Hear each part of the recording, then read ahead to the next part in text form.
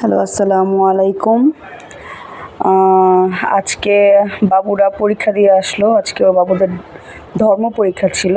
এখন আসরের ওয়াক্ত হয়েছে, আসরের আজান দিয়েছে। আমার ছেলেরা আল্লাহর রহমতে ৩ ওয়াক্ত নামাজ আদায় করে জামাতে গিয়ে।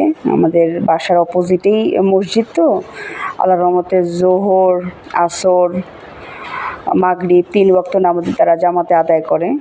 তো এটা হচ্ছে আমাদের বাসার নিচে। আমি সচরাচর সবসময় দেখি যে তারা আসলে মসজিদে গেল কিনা ঠিকভাবে। আমি উপরে বাসা থেকে দেখি আর কি, যে আমার এক ছেলে গেল, এখন আরেক ছেলে যাচ্ছে মসজিদে।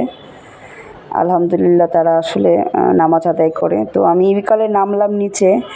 এই টাইমে নামাজ আদায় করে ওরা আসলে একটু খেলে বাসার নিচে, ফুটবল খেলে। তো আমি ওদেরকে দেখতে নামলাম যে কী করতেছে ওরা আসলে। ওরা এই টাইমে সচরাচর সবসময় খেলে।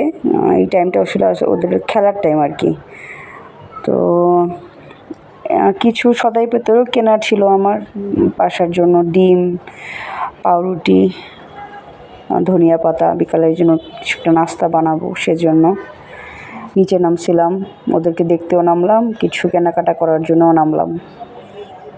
তো এটা আসলে ওদের আমাদের তো আসলে ঢাকা শহরে বিনোদনের তো কোথাও জায়গা নেই, খেলার জায়গা নেই, মাঠ নেই, বাচ্চারা কোথায় খেলবে।